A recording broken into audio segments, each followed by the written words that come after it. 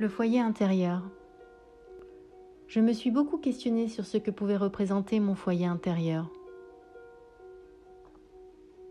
Cette réflexion est née d'une succession de rêves que j'ai pu visiter, où je n'étais jamais dans ma propre maison. Je me retrouvais sans cesse chez d'autres personnes, toujours en déplacement chez l'autre, mais jamais chez moi. Étant attentive à mon langage onirique, je m'interroge sur cette représentation de la maison. Cette fameuse maison très souvent dessinée intuitivement par les enfants, comme pour y poser les premières fondations de leur identité. D'après le livre des symboliques des mythes et des croyances de Corinne Morel, la maison serait à l'image de la construction sacrée. La transposition du corps abritant l'âme. La maison est l'enveloppe extérieure qui contient le trésor par la famille ou la communauté.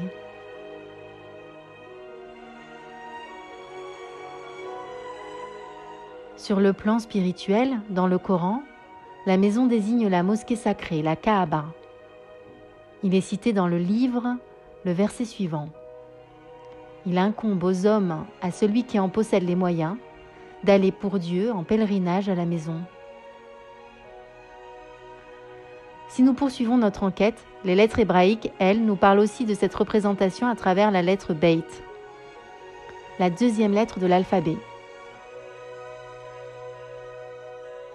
Le premier mot du livre de la Genèse est Bereshit. Il commence par la lettre Beit, qui est la première lettre de la Bible.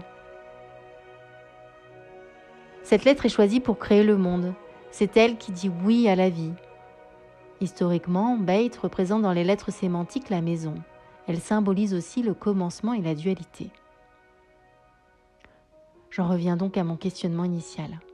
Pourquoi ne suis-je pas dans ma maison, dans mes rêves ? En investiguant sur le sujet de ma maison intérieure, je réalise que cette période nous confronte à cette réalité. Celle que nous vivons depuis près d'1 an maintenant, où le confinement ne cesse de s'introduire dans nos conversations. Comme si la réalité extérieure nous ramenait à notre propre réalité intérieure. Comme si une petite voix me soufflait de prendre soin de ce foyer. Serait-ce une fuite ou me laisserais-je porter par les sollicitations extérieures ? Je reste pourtant dubitatif face à ces messages de la nuit, ces rêves qui me mènent toujours chez des voisins, des étrangers ou chez des proches, mais jamais véritablement chez moi. Pourquoi ces songes me martèlent ces mêmes messages ? Rentre à la maison. De rêve en rêve, je quitte mon lieu de vie tel une nomade. Je me vois dans mes voyages nocturnes passer d'habitation en habitation, dans une quête vaine, la fatigue m'envahit, et là je ressens le besoin de rentrer enfin chez moi. Au réveil, un matin de brouillard, je sors mon dictionnaire pour clarifier et structurer ma pensée. Que signifie foyer ? Quels sont les mots justes pour le qualifier ? À la première lecture, voici ce que j'y trouve. Lieu où l'on fait le feu, âtre le feu lui-même. Comme une révélation, mes yeux s'écarquillent d'émerveillement. Dans ce lieu se crée ce feu qui anime et réchauffe nos cœurs. Dans ce même lieu se crée la première étincelle apparaît, celle qui fera naître ce feu sacré de mon temple intérieur.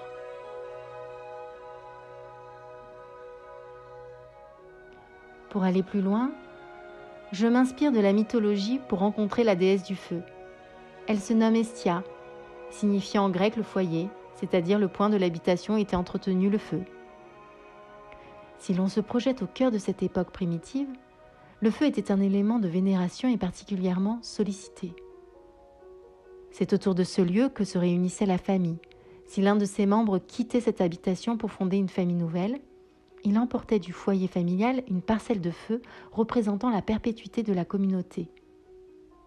Le feu de l'Hestia servait au sacrifice. Pour toutes ces raisons, Hestia devint une divinité pour son caractère sacré. Et là, comme un déclic, je me sens investie d'une mission. Je ressens le besoin d'habiter ce lieu, comme pour veiller sur ce foyer, telle la grande gardienne de feu, telle la déesse Hestia. Je comprends mieux pourquoi il est si précieux de l'habiter. Car il y fait chaud et bon. Préserver ce feu comme un véritable trésor, le contenir, le protéger et le nourrir. C'est fantastique, non? En effet, mais comment habiter cette maison intérieure? Comment ne pas repartir chez l'autre? Comment ne pas habiter le terrain de son voisin? Juste en écoutant les crépitements de son désir et en ravivant ce feu intérieur?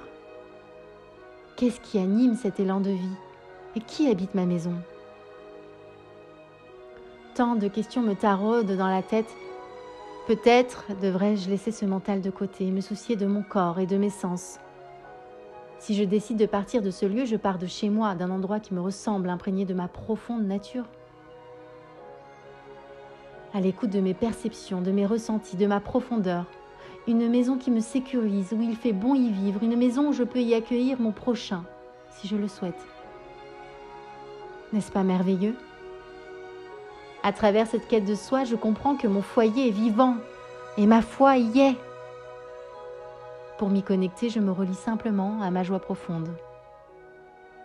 Le foyer intérieur est essentiel, car c'est de ce point que nous initions le premier mouvement, notre action vers le monde. Si nous partons à partir d'un autre lieu, nous risquons de nous perdre en chemin pour revenir vers notre véritable maison. Chacun est roi en sa maison.